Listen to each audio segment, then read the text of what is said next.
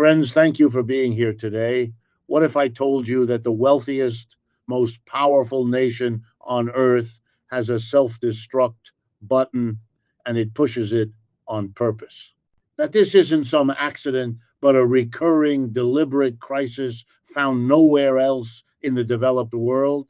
To really understand the government shutdown, we first have to appreciate just how much of an American anomaly it is. In the landscape of modern developed nations, the United States government shutdown stands as a bizarre and singular spectacle. It is a form of self inflicted paralysis, a procedural crisis that has evolved into a potent political weapon and an anomaly that leaves global observers both baffled and concerned. The United States is quite literally the only developed country in the world where the entire federal apparatus can be brought to a grinding halt, not by an external force or a natural disaster, but by a deliberate failure to pass a budget. This is not a common hiccup of governance, it is a feature, or perhaps more accurately, a bug, unique to the American political system. To understand how strange this is, one need only look at how other established democracies handle the same administrative challenge. In virtually every other country, the continuity of government services is paramount. Budgets are debated, fought over, and contested, but the failure to reach an agreement by a deadline does not trigger a systemic collapse. In France, for example, a nation with its own long history of vigorous political disagreements, an impasse on a new budget does not mean the lights go out. Instead, the law provides a default. The government simply continues operating on the previous year's budget. The state continues to function, civil servants continue to be paid, and public services are not held hostage to the political whims of the day. Similarly, Belgium holds a world record for the longest period a developed nation has gone without a formally elected government, a staggering 541 days between 2010 and 2011. Political gridlock was total. Yet, during this entire period, the country did not shut down. Its citizens did not suddenly lose essential services. The automatic stabilizers of a modern state, the default mechanisms for paying pensions, funding hospitals, and maintaining infrastructure all continued to function. The daily lives of its people were largely unaffected because the system was designed to withstand political failure, not to amplify it. This starkly contrasts with the American reality. Here, the shutdown is not an administrative default, it is a political choice. It has become a high stakes, televised tug of war, a recurring game of political chicken, where the full faith and credit of the government and the well being of its citizens are the collateral damage. The failure to pass a budget is weaponized, used as leverage to extract policy concessions that could not be won through the normal legislative process. One side wants a particular policy funded or defunded, the other side refuses, and in this standoff, the entire federal government becomes the hostage. It is a political strategy of mutual assured destruction played out nearly every year that has no parallel in the modern world. Now, you might be wondering if this is what the founders envisioned, and the answer is no. This bizarre state of affairs is the result of a slow, creeping evolution of law and, more importantly, of legal interpretation. The origin of the mechanism lies in a single, simple clause in the Constitution. No money shall be drawn from the Treasury, but in consequence of appropriations made by law. This was intended as a cornerstone of legislative power, ensuring that the executive branch could not spend money without the explicit consent of the people's representatives in Congress. For the first century of the nation's history, this clause functioned as intended, but it did not prevent other problems. During the 19th century, a different kind of dysfunction was common. Federal agencies and departments would routinely and flagrantly overspend their budgets. They would blow through their appropriated funds well before the end of the fiscal year, and then, having already incurred the debts, would return to Congress, hat in hand, asking for more money. This practice, known as coercive deficiency, effectively neutered congressional control. Congress was left with no real choice but to cover the debts, making its power of the purse a practical illusion. To correct this, Congress passed the Anti Deficiency Act in 1870. This was the first major fix, a law that made it explicitly illegal for federal officials to spend money they had not been appropriated or to enter into contracts beyond their allotted funds. This act was the first critical piece of the shutdown puzzle, but it did not by itself create the shutdown. For the next century, the government continued to function even when funding gaps occurred. In fact, as recently as the 1970s, funding gaps were relatively common. Congress would miss its deadlines, and agencies would operate in a legal gray area, but the government did not stop. The prevailing culture was one of a work through. It was simply assumed that Congress did not intend for the entire federal government to stop functioning over a temporary lapse in funding. Agencies largely continued their operations, and workers continued to show up, all under the reasonable assumption that their pay would be sorted out once the political squabble was resolved. The Anti Deficiency Act was on the books, but it was not interpreted as a doomsday switch. The true turning point, the moment the modern shutdown was born, came in the early 1980s. It was not a new law passed by Congress, but a pair of novel legal opinions issued by Attorney General Benjamin Civiletti. These opinions radically reinterpreted the old Anti Deficiency Act. They argued that in the event of a funding gap, the act was not just a prohibition on overspending, but a prohibition on all spending. This new interpretation declared that unless an agency's function was essential and related to the safety of human life or the protection of property, it must legally cease all operations. This was the final critical piece.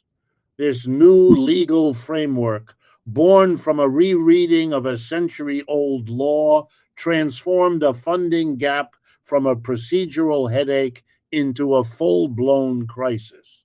It gave presidents a legal mandate to shut down vast swaths of the federal government. The work through culture of the 1970s was suddenly illegal. The political game of chicken now had real, tangible, and immediate consequences. The modern government shutdown, in all its disruptive and chaotic glory, had been invented. So, now that we know why it legally can happen, let's look at what actually happens during one of these crises. The anatomy of a government shutdown follows a predictable, almost ritualistic pattern. The process begins with the federal fiscal year, which, unlike the calendar year, starts on October 1st.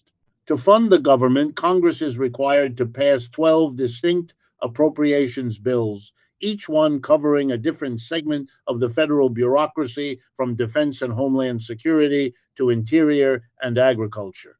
This is a monumental legislative lift requiring coordination, negotiation, and invariably compromise. When this process fails, and that October 1st deadline is missed without a stopgap measure known as a continuing resolution in place, the shutdown begins. The political brinkmanship that leads to this failure is what participants and observers alike refer to as the game of chicken. One party or political faction will attach a highly controversial policy demand to a must pass spending bill, daring the other side to vote against it and be blamed for the resulting shutdown. This turns the fundamental act of funding the government into a high stakes standoff, where the core functions of the state are held hostage for political gain. Once the deadline passes, the federal government cleaves into hundreds of thousands of non essential federal employees are immediately furloughed. This clinical bureaucratic term belies its harsh reality. They are sent home, barred from working, and their pay is immediately stopped. This includes everyone from scientists at the National Institutes of Health to park rangers at Yellowstone and administrators processing new passport applications. Simultaneously, a separate class of employees is deemed essential and is legally required to remain on the job. This is perhaps the most perverse aspect of the shutdown. Essential does not mean valued. It means critical to national security, public safety, or the protection of property. This category includes active duty military personnel, air traffic controllers, TSA agents, federal law enforcement, and correctional officers. Their legal obligation is to work, but the government's legal obligation to pay them is suspended. They are forced to perform some of the nation's most stressful and high stakes jobs for an indefinite period with no pay. This bifurcated system creates a deceptive public calm, especially in the early days, leading to what can be called the 30-day fallacy. For the first few weeks, the public's concern is often low. The shutdown is not felt by the majority of Americans. Essential services, by definition, continue. People still get their mail, their Social Security checks are still processed, funded by a different mechanism, and the military is still on watch.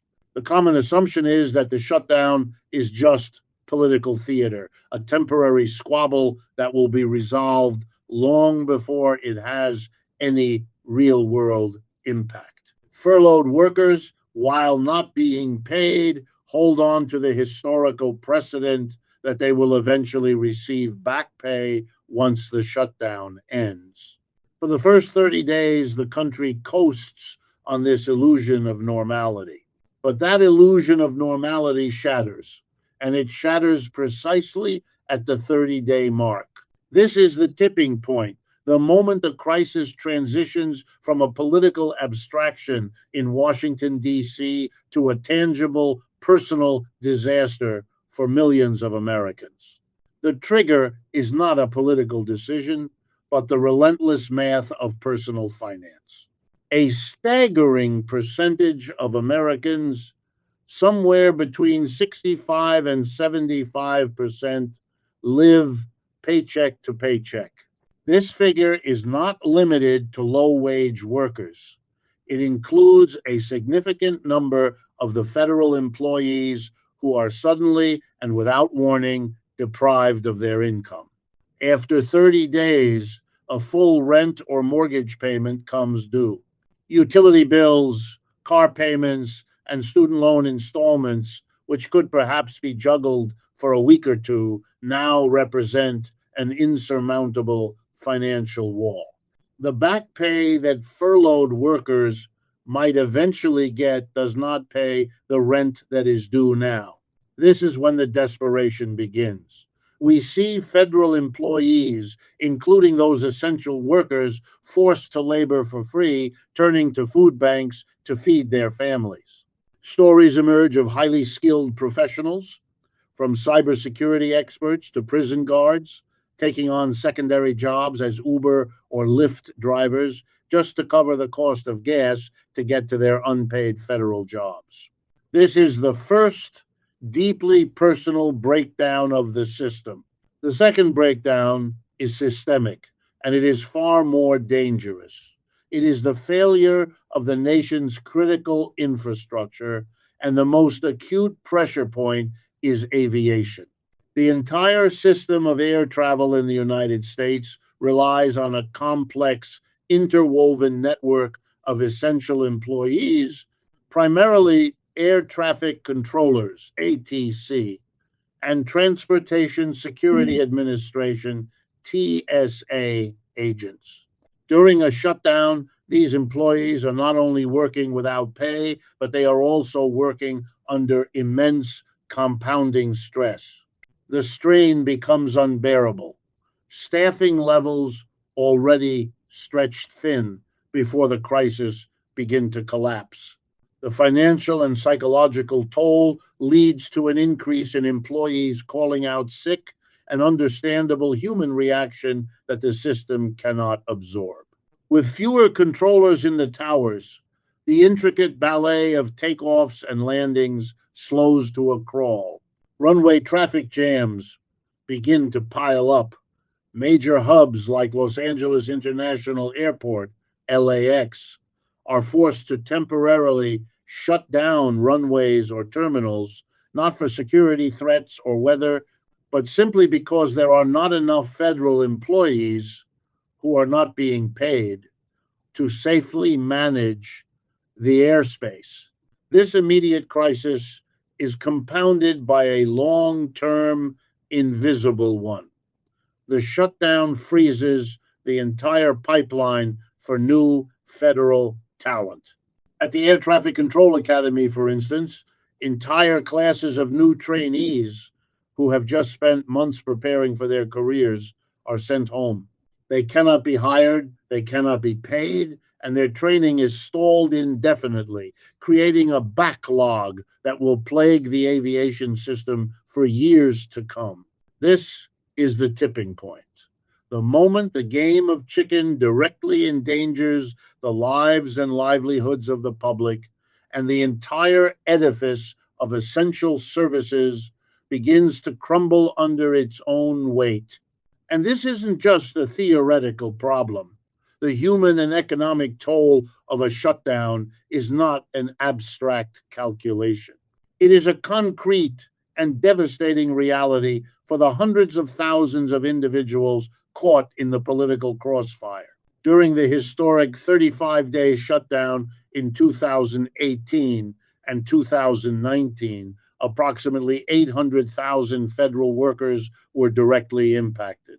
This workforce was split into two unfortunate categories: the furloughed and the forced to work unpaid.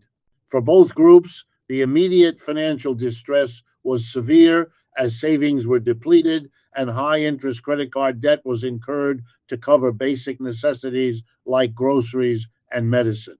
While furloughed, federal employees were eventually granted back pay by Congress after the shutdown ended. This act did little to undo the weeks of extreme financial anxiety, the missed payments, or the damage to credit scores. However, a separate and often overlooked group suffered a far more permanent and devastating blow: federal contractors. These are not government employees. They are the individuals who work for private companies that provide services to the government, from janitorial and cafeteria staff to IT support and specialized research. These workers, who often earn less and have fewer benefits than their federal counterparts, were also locked out of their jobs. But for them, there would be no back pay. Their lost income was gone forever. For 35 days, they received $0, and when the government reopened, they were not compensated for their lost time. This created a two-tier system of suffering where the shutdown inflicted a temporary hardship on one group and a permanent, unrecoverable financial catastrophe on another. This widespread pain is often mistakenly dismissed by observers as a Washington, D.C. problem. This is a profoundly inaccurate myth.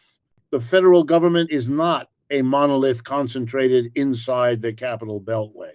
In reality, only about 15% of all federal employees live in the D.C. metropolitan area. The other 85% are spread across every state and territory. They are the agricultural researchers in Huntsville, Alabama, the VA nurses in Ohio, the forest firefighters in California, and the border agents in Texas. The economic pain of a shutdown is therefore not a localized DG issue. It is a nationwide crisis, exporting financial distress to communities large and small from coast to coast. Of course, this pain inflicted on individuals immediately radiates outward, creating a cascade of negative consequences for the entire U.S. economy. The 2018 2019 shutdown, the longest in history, resulted in a net permanent loss of an estimated $11 billion to the nation's gross domestic product. This figure accounts for the partial recovery from back pay, but confirms that billions in economic activity were simply erased.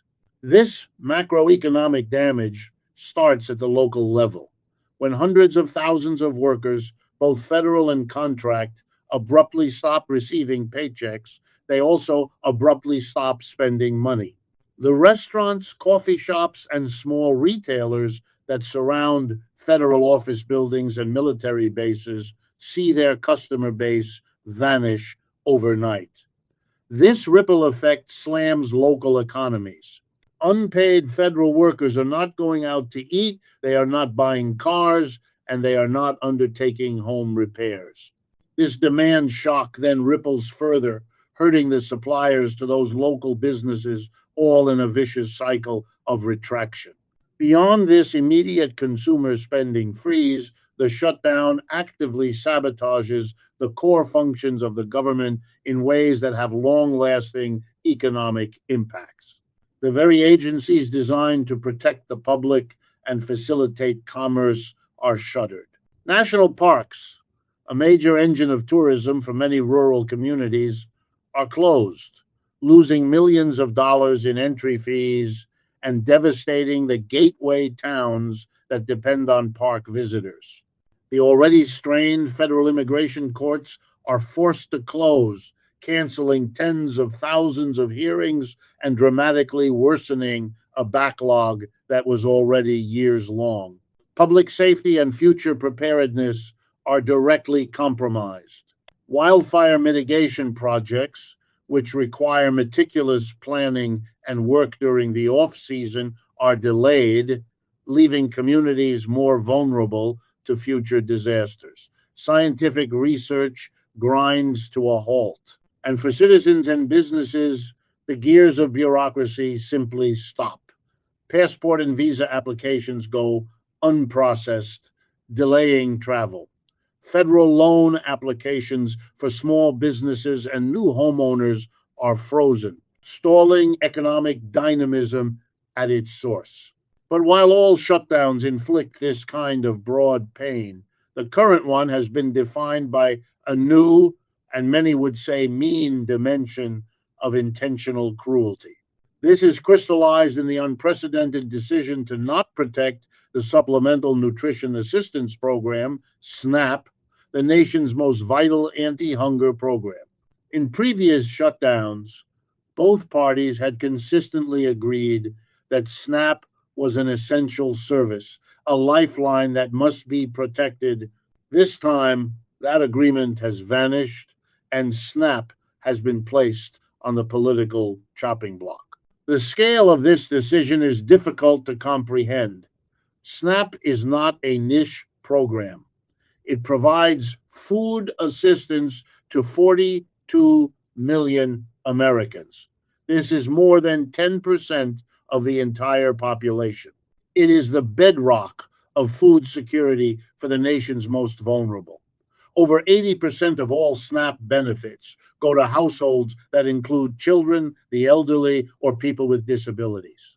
To threaten this program is to threaten the ability of millions of families to buy groceries.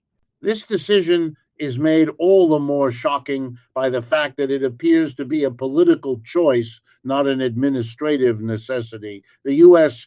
Department of Agriculture, USDA, is known to have access to billions of dollars in a contingency fund, a reserve that in previous shutdowns was used to keep SNAP benefits flowing without interruption. The current administration, however, has refused to use this fund, claiming vague legal or technical hurdles. This claim has been met with extreme skepticism and is being actively challenged by critics and in federal court who argue that the refusal is a deliberate political act. The potential consequences are catastrophic because SNAP is a program of unparalleled efficiency and scale. It is, by a massive margin, the most important food assistance program in the country. To put it in perspective, for every one meal provided by the entire network of American food banks, SNAP provides 9 meals. It does this with remarkable efficiency by leveraging the nation's existing infrastructure.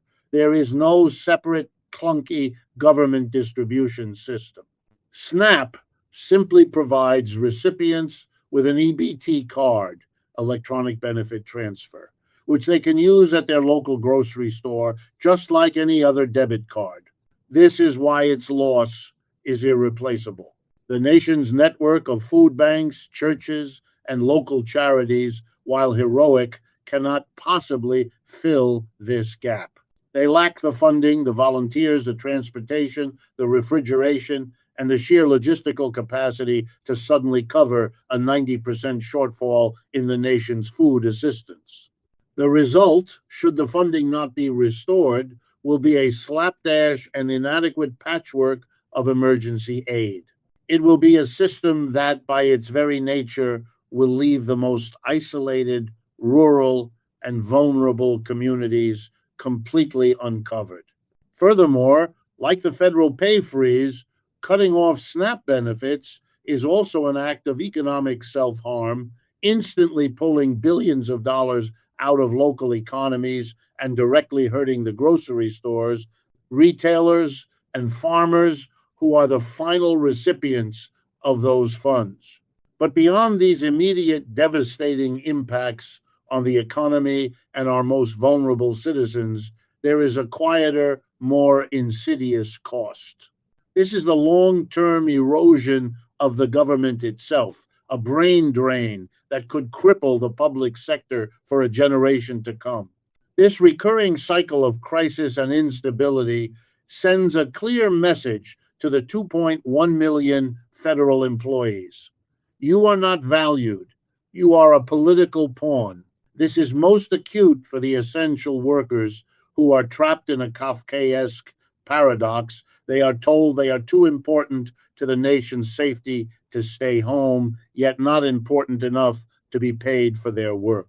The psychological toll of this, the stress and demoralization, is immeasurable, but the long term consequences are very measurable. We see it in the government's increasing inability to recruit and retain top talent. Why would a brilliant young scientist, engineer, or cybersecurity expert choose a career in federal service where their paycheck can be arbitrarily withheld for weeks over a stable, high paying job in the private sector? The promise of public service, the mission to serve the country, is being systematically undermined by the guarantee of political instability. The result is a slow but steady brain drain. Veteran employees, the ones with decades of institutional knowledge, retire early or leave for consulting jobs, tired of the perpetual uncertainty. They take with them an irreplaceable understanding of complex systems, whether it's managing the nation's nuclear arsenal, predicting hurricane paths, or overseeing the safety of the financial system. This hollowing out of expertise has terrifying real world consequences. It directly impacts national security. A demoralized, financially distressed, and distracted workforce is a workforce that is vulnerable. TSA agents, air traffic controllers, and FBI agents worried about missing their mortgage payment are not operating at 100%. This isn't a critique of their professionalism, it's a simple statement of human fact. Furthermore, this talent exodus cripples our nation's future. When a long term scientific experiment at the NIH or NASA is abruptly paused, it's often not a pause at all. Years of data can be irrevocably lost. Multi decade longitudinal studies on climate change or chronic disease are corrupted. America doesn't just lose money, it loses its competitive edge in innovation, research, and global leadership. This is the unseen cost of the shutdown, the degradation of government capacity, one furloughed scientist and one demoralized agent at a time, leaving the nation less safe, less innovative, and less prepared for the challenges of the future. So, if the consequences are this devastating, why does it keep happening? That brings us to the political calculus and the power grabs. In the theater of a government shutdown, the first casualty is often accountability. The blame game begins instantly, with each side producing a flurry of press releases, cable news hits, and social media posts designed to pin the crisis on the other. In this political information war, public opinion becomes the prize. Polling, such as a prominent one from the Washington Post, may indicate that the public is, by a significant margin, blaming the Republican Party and the president more than the Democrats for the gridlock. This data would, in a traditional political environment, create immense pressure on the GOP to find a compromise and reopen the government. However, the current political landscape is anything but traditional. The polling data is complicated and perhaps even neutralized by a second, more powerful phenomenon, the flat base. The president's core support, hovering at a remarkably stable 40 to 41%, appears to be completely immovable. This base is not swayed by mainstream media narratives or polls. It is a solid floor of support that does not erode regardless of the political chaos. This creates a political calculus where the president feels no pressure from his most ardent supporters to compromise. In fact, he is often rewarded by them for fighting and not backing down, transforming the shutdown from a political liability into a badge of honor. This dynamic is amplified by the political reality of Congress itself. Public approval for Congress as an institution has been abysmally low for decades. It is an institution that, as a whole, is held in such low esteem that many of its individual members feel they have nothing to lose. For a representative in a heavily gerrymandered safe district, the greatest political danger is not of failure to govern. It is a primary challenge from their own party's extremist wing. In this environment, the act of giving in or compromising with the other side is seen as a sign of weakness, a betrayal of the base. Therefore, many members of Congress feel they have more to lose politically by voting to end the shutdown than by holding firm and allowing it to continue. This toxic brew of a stable presidential base and a risk averse, unpopular Congress creates a political stalemate where no one has the incentive to be the first to blink. It's important to understand, though, that this stalemate is not a symmetrical one. The current crisis is prolonged by a powerful asymmetric leverage, a fundamental disagreement not just on policy, but on the very purpose and value of government itself. This shutdown is widely perceived as different, more intentionally cruel, because one side of the negotiation appears to be actively pro shutdown. On one side, the Democrats have consolidated their position around a key specific policy demand, the protection of healthcare subsidies. Their goal is to pass a budget that includes this provision and, broadly, to restore the normal functioning of the government. On the other side, a powerful and influential faction within the Republican Party, closely aligned with the president, seems to be operating from a completely different set of assumptions. For this faction, The government is not the solution, it is the problem. They harbor a fundamental ideological distrust of the federal bureaucracy. Social programs like SNAP are not seen as a vital safety net, but as a source of dependency and a drain on the nation's wealth. Government agencies, in their view, are not bodies of public servants, but a deep state bureaucracy that actively works to undermine their political agenda. From this worldview, a government shutdown is not a crisis to be avoided, it is an opportunity to be embraced. It is a chance to starve the beast, to prove to the American people that these agencies are unnecessary, and to inflict pain on a workforce they view as politically hostile. This is no longer a negotiation over funding levels, it is an ideological war. This asymmetry, one side wanting the government to work and the other side fundamentally distrusting it, is the core reason to the stalemate is so intractable. This ideological motive is not just rhetoric, it is visible in the administration's actions. While essential agencies like ICE, Immigration and Customs Enforcement, remain funded and operational, the administration has simultaneously refused to use contingency funds to keep SNAP, a vital food program, alive.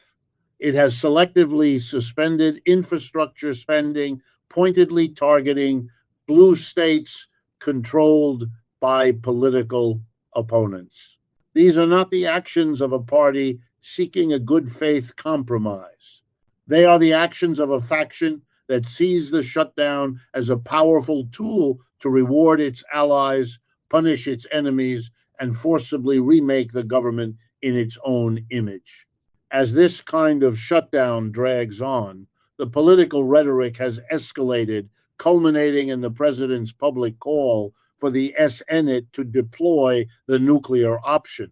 This is the procedural maneuver to eliminate the 60 vote filibuster rule for legislation, allowing a budget or any other bill to pass with a simple 51 vote majority. On its face, the president has pitched this as a common sense solution to end the ridiculous and country destroying shutdown. He argues that it is a way to break the gridlock and allow the majority to govern. But this proposal is seen by institutionalists and critics on both sides of the aisle as a race to the bottom, an act of profound, short sighted institutional destruction. The filibuster, for all its flaws and its history of abuse, is the primary mechanism that forces the majority party in the Senate to negotiate with the minority. It is the central pillar that makes the Senate a deliberative, consensus driven body rather than a simple majority rules chamber like the House of Representatives. The unstated implications of eliminating it are vast and terrifying to those who fear unrestrained unilateral power. If the filibuster is removed, the party in power would be free to enact its entire agenda without any input from the minority. For Democrats, this raises the specter of a GOP majority packing the Supreme Court, adding new conservative justices at will. For Republicans, it raises the fear of a future Democratic majority making Washington, D.C. and Puerto Rico states, thereby automatically picking up 4 Senate seats and permanently altering the electoral map. This is the dangerous endgame of the shutdown, the normalization of breaking institutional norms for short-term political gain. The logic becomes toxic. The other side did it or would do it, so we must do it first. The concern is that these norms, once broken, are gone forever. The guardrails of the republic are dismantled, one by one, in the name of political expediency. This temptation to shatter the rules is the final logical consequence of the shutdown's root cause. The crisis is not, at its heart, about budgets or filibusters. It is about the extreme political polarization that has gripped the nation. This polarization, amplified by a partisan media ecosystem, fueled by algorithms that reward outrage, and locked in place by partisan gerrymandering, has created a political system where cooperation is punished and confrontation is rewarded. It has destroyed the political center and left both sides staring at each other from fortified opposing camps, with the government itself and the people it is meant to serve left bleeding in the no man's land in between.